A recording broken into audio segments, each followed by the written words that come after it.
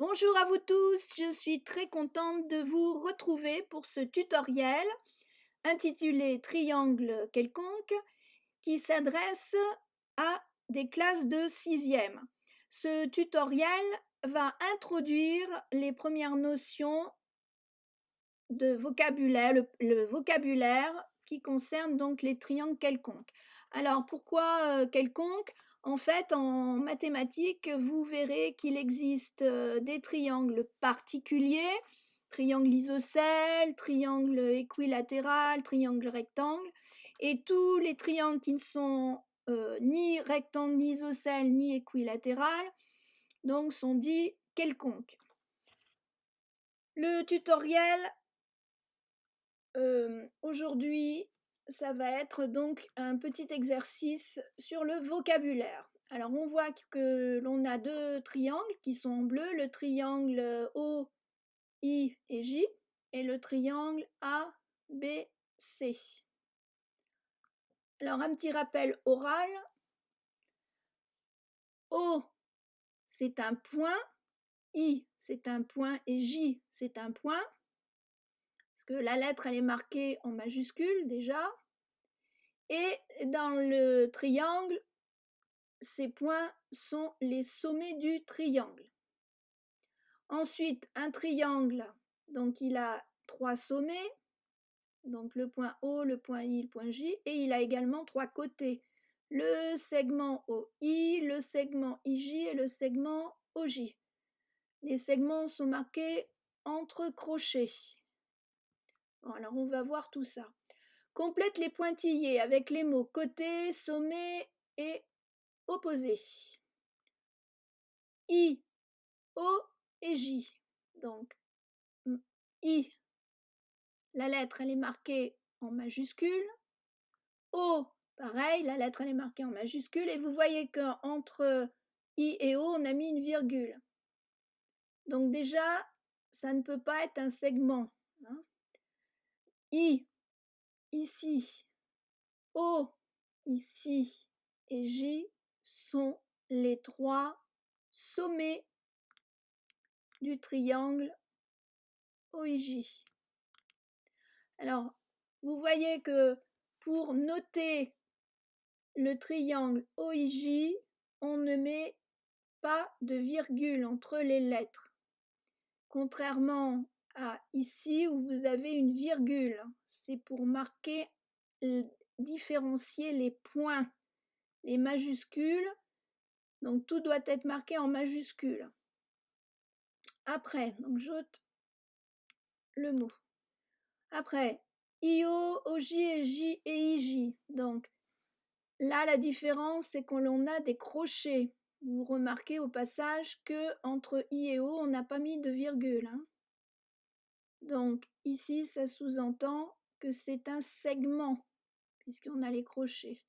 Un segment dans un triangle, le segment qui va du point I au point O, ici, ça représente un côté du triangle. Et pareil, hein, je répète, quand on écrit un triangle OIJ, on ne met pas de virgule entre les lettres. Les mathématiques, c'est un véritable langage mathématique, donc il y a des codes. Chaque écriture correspond à quelque chose de très précis. Ensuite, O, donc c'est une lettre majuscule, ça sous-entend que c'est un point. Et comme l'exercice concerne un triangle, c'est donc un sommet. Et là, vous voyez que vous avez d'autres pointillés séparés par un espace, donc il faut trouver un deuxième mot. Donc O est le sommet et on doit le comparer au côté IJ, au segment IJ. Donc O, vous voyez, le sommet, il est en face du segment IJ, il est en face du côté IJ, donc on dit qu'il est opposé au côté IJ. Donc O ici, le point O est le sommet opposé au côté IJ. Ensuite, le segment OI. Donc ici, qui va de O à I. Donc on sait maintenant que c'est un côté. Je vais ôter le reste. Donc on sait que c'est un côté. Et on doit le comparer.